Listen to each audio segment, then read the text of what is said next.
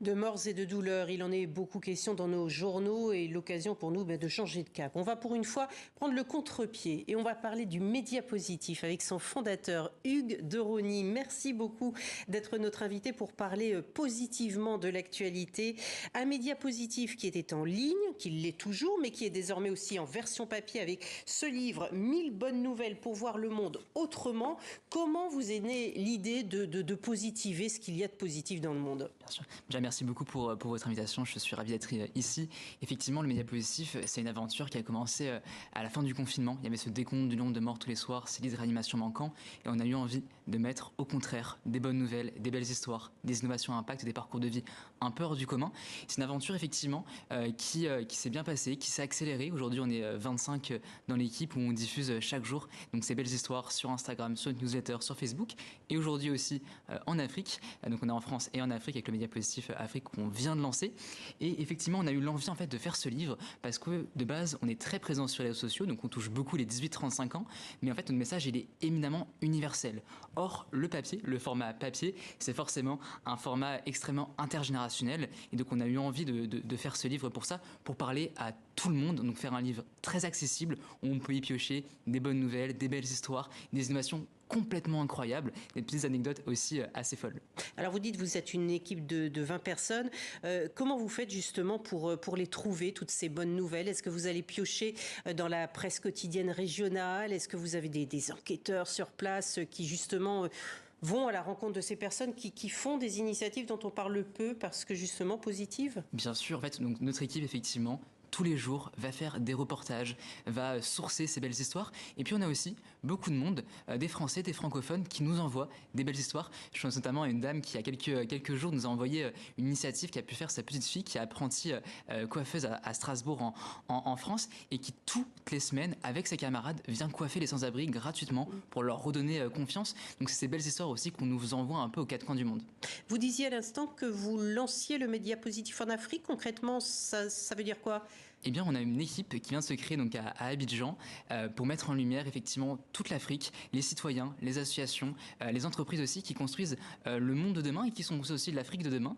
Donc, c'est notamment présent sur Instagram, on s'appelle le Média Positif Afrique. Et voilà, on espère que ça va aussi bien marcher que le Média Positif. C'est important également de parler du continent africain dans toute sa positivité également. Ce n'est pas le seul média positif. Moi, j'ai souvenir également de France 2, notre partenaire, qui 2 fois par semaine, Valérie Hurtel nous emmène à la découverte d'une bonne idée pour la France, et là aussi une fenêtre d'optimisme dans un média public.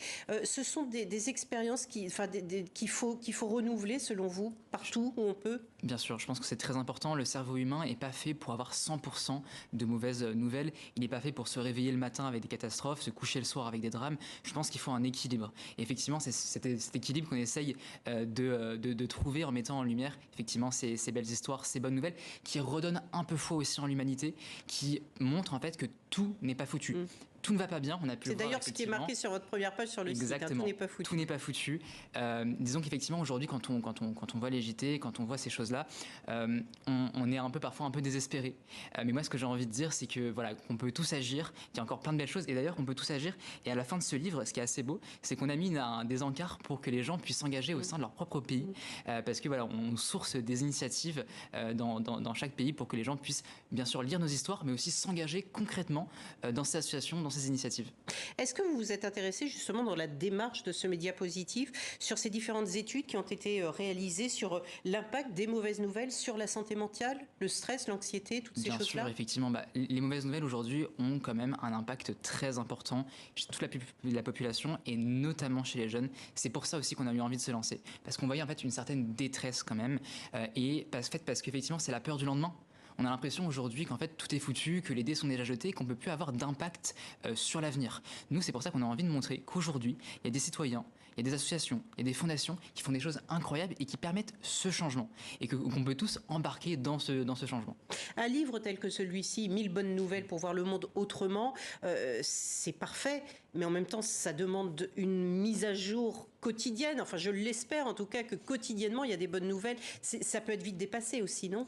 Écoutez, nous, ce travail qu'on a fait, c'est vraiment de sourcer les histoires qui nous ont le plus marqué.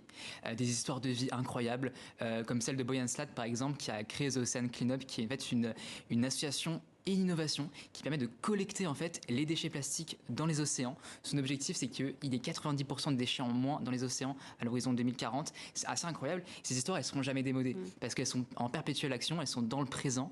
Et donc, il y a 1000 bonnes nouvelles, effectivement, comme ça. Et puis, effectivement, on se renouvelle chaque matin sur Instagram, sur les différents réseaux sociaux. On va mettre en lumière les nouvelles du jour ou de la veille. Quelle est votre audience ? Alors, on a 5 millions d'abonnés en France et on a 2 millions d'abonnés aux États-Unis, au Royaume-Uni, 1 million d'abonnés en Espagne. Merci beaucoup, Hugues de Rosny, d'être venu sur notre plateau pour parler justement de bonnes nouvelles. Merci beaucoup.